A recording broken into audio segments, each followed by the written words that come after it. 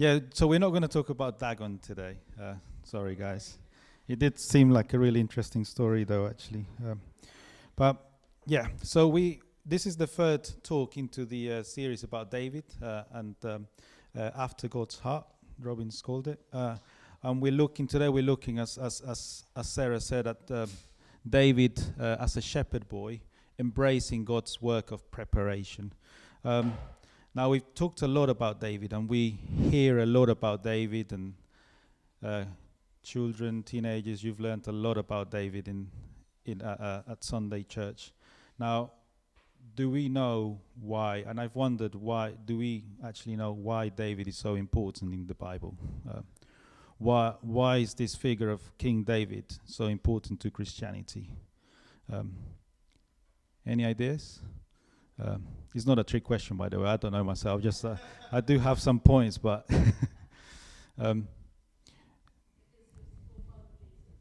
he's the forefather of Jesus. Yeah. Sorry? Yeah.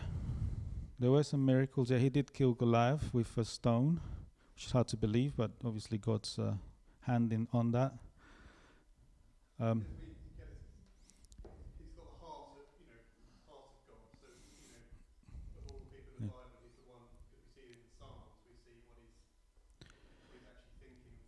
Yeah. Anyone else? I've put in a few things, few points that I believe. And firstly, he was the first king of Israel. Not the first. He was the second. The first one was Saul, but he was the first one chosen by God. And he was the founder of the Davidic line, as Kate said, from where the Messiah, Jesus, would eventually be born. That's why we call him son of David sometimes. He was a great warrior, so he killed the giant Philistine champion Goliath. Philistines were leading or basically ruling over Israel, bullying Israel at the time. And he eventually led the Israelite army to victory over their enemies. He wrote at least half of the book of Psalms, which are a very important part of worship at church and in Christianity. So he wrote at least half of those, and a lot of those are actually poems or things that he wrote as he was doing his day-to-day. And then finally, he's a descendant from the tribe of Judah. He was born in Bethlehem. He was a good shepherd. We see in his life that he was good at doing his job, doing shepherding, if that's the word. He was persecuted by Saul. He was anointed true king of Israel, and he brought all of God's people together. Does that remind us of someone? Yes, exactly. Jesus. Jesus was descendant from Judah as well. He was born in Bethlehem, as we know. He called himself the good shepherd. And with David, it's almost like a prefigure of Jesus Christ. And some scholars call him the imperfect Messiah, an imperfect human that was anointed by God to save and rule over his people at the time. And that laid the foundation then for Jesus Christ, the perfect Messiah that came and through which God used to save and rule over humanity. Now we know a lot about David. He wrote half of the Psalms, so we know what was going on inside him, his mental, psychological, spiritual side, but we also know a lot of what happened around him. His life before coming king, his preparation, and then after being crowned king. We know a lot of what happened in his life. He's probably the most narrated life in the Old Testament, or in the Bible itself, actually, because we know so much about him. And he shows us, or he's a very good example, or a perfect example of what it is for a Christian or for a human to be on a journey with God. All the ups and the downs, the wins and the failures, the weaknesses, the sins in his life, but then we see how his faith led him to have this surreal kind of energy and power or enthusiasm for God and for his people, and this love for God and for his people. Even when he sinned, we see in Psalm 51, I think it is, where he says, Lord, don't take your spirit away from me. Please, I've sinned against you, but please don't do it. And he had this sense of really, just an extraordinary love for God. Now, Rowan kicked off the series some weeks ago.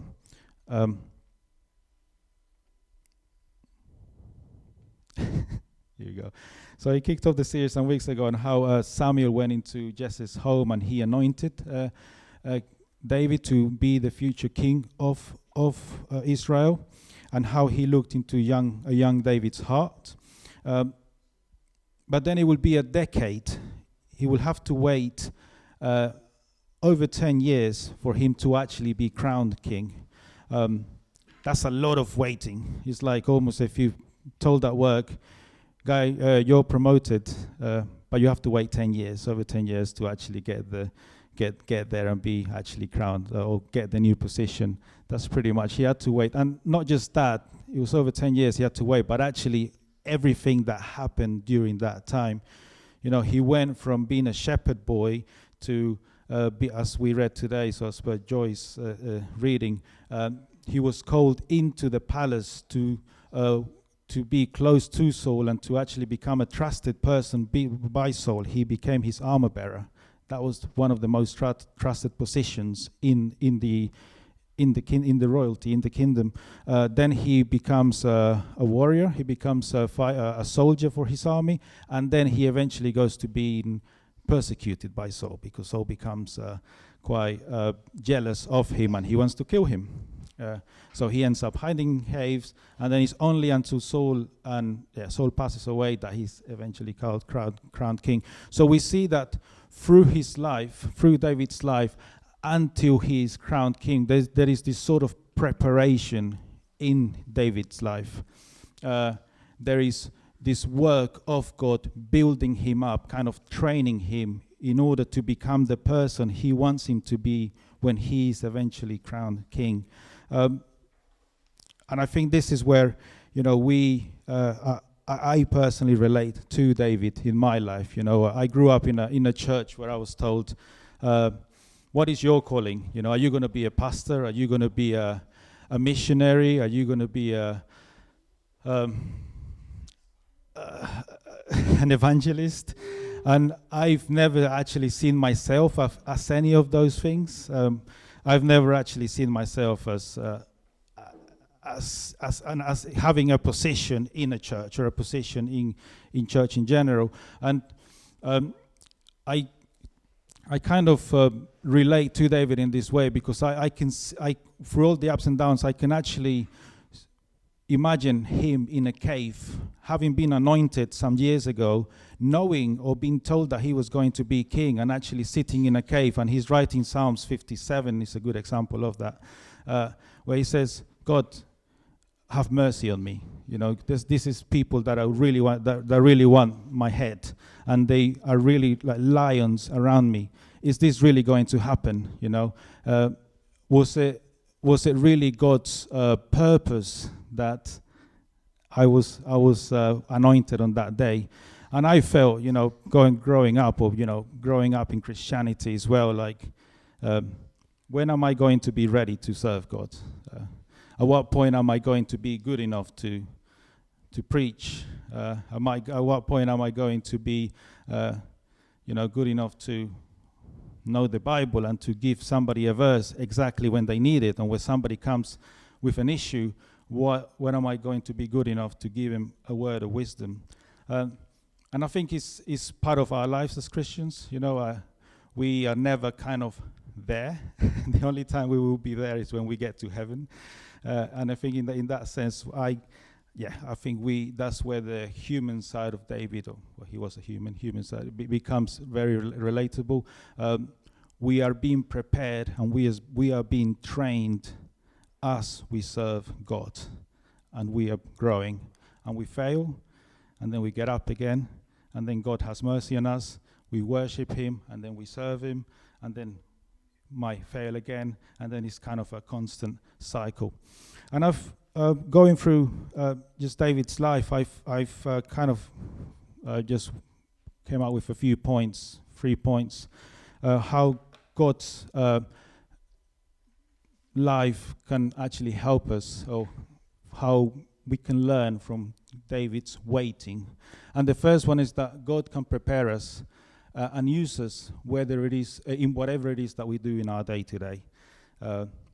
Sometimes we think that we need a good position, that we need to be serving at church, being a pastor, or being a missionary, or being an evangelist in order to be used by God. But actually,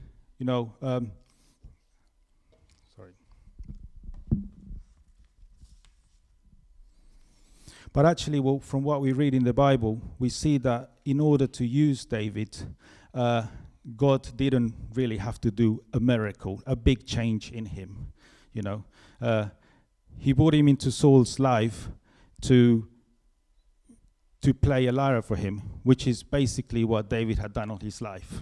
He was a musician and used to play the lyre while he was shepherding his sheep. Then he used him to kill Goliath, the giant Philistine, by using a slingshot, which is again what David was used to. He will use it apparently, and this is what Joshua read, to kill and defend his sheep from lions and bears. So God used David from what he had done all his life, and I think that's what God does with us. He can use our day-to-day, our skills to serve him and to serve others. And we don't necessarily need to be musicians. I know there's a few musicians here in the room. We don't have to be musicians. We don't have to be good at preaching the word. We don't have to be good speakers. We just need to have that love and that willingness to serve God, like David had. That willingness to help others in need. That willingness to be a good neighbor. That willingness to be loving and good colleagues at work. Good pupils, or good at school, good with the guys, the people around us. Secondly, we should do everything as if it was for God. And this is something that I really admire about David. He wasn't good at everything, but what he was good at, he was really good at. I mean, killing a giant with one stone. This guy was, how much? 9 feet?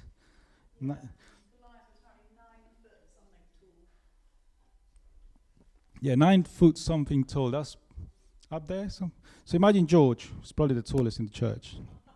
George Senior, and a bit more than that, a lot more than that. So probably up there. And the guy, and he's not just tall, he's big, and he's wearing all this armor. And then there's this little kid. He was probably about 17 years old at the time, 16, don't know. But then with one shot, he killed him. So he must have been extremely good at it. I mean, and the Bible says,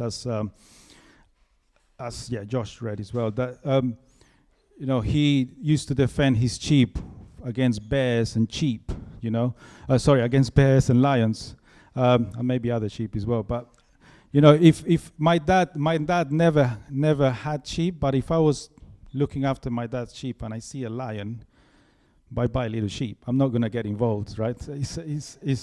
But then is how is his passion, and how he had this passion for what he did, and he made sure that it was well done, and he was known for it. He got called into the palace or to serve Paul by somebody that knew that he was a good lyre player. It was the servant saying, I know this son of Jesse who's a very good lyre player. So he was known for it. And I think that's also something for us to take from there. Colossians 3:23 says, and in the New Testament says, whatever you do, work at it with all your heart, as working for the Lord, not for human masters. So whether we're at work, whether we're at church, whether we're at home, whether we're cleaning our bedrooms at home, do it for the Lord. I'm pretty sure, guys, the parents will be very, very pleased about that. Everything that we do, do it well. That's the message there. And thirdly, God is the one that opens the doors and the opportunities for our service.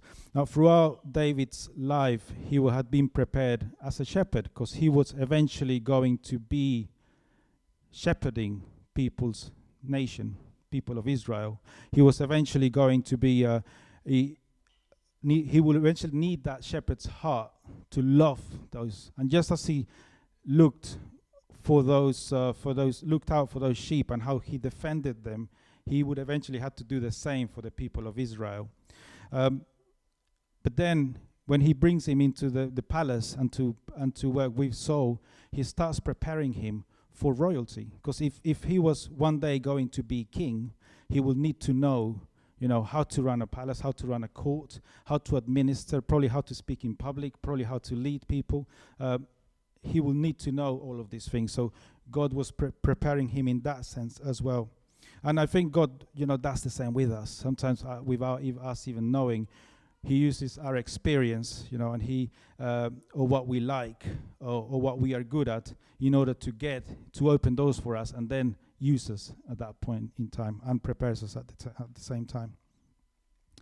And just finally, I want to just highlight what I think is the most important thing about David. Verse 18, so this is 2 Samuel 16, verse 18, it says, I have seen a son of Jesse of Bethlehem, this is the servant speaking, who knows how to play the lyre. He is a brave man and a warrior. He speaks well and is a fine-looking man, and the Lord is with him. It's interesting that just before this, the Bible narrates that the Spirit of the Lord had left Saul, right?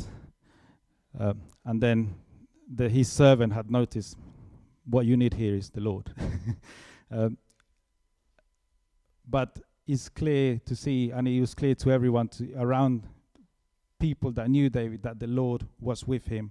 And I think that the most important thing about David was not his musical skills, was not how brave he was, or how eloquent he could speak, or how good looking he was. The most important thing about David was that the Lord was with him. It's not what David did, what made him important. Actually, is what God did in David, and what God did through him, that set him apart from everyone else. And when it comes to being used by God, I think that the most important thing is the fact that God is with us. That is not us who are doing the working. That is not us that is doing the teaching, or sometimes even giving the words of wisdom. Is letting God do that work through us, as we bless those around us. I think he just needs us to be close to him and to be ready to do the best with the opportunities that we get. Amen? Amen. Excellent. I just want to leave it there, and I'm going to call Kate and Izzy up.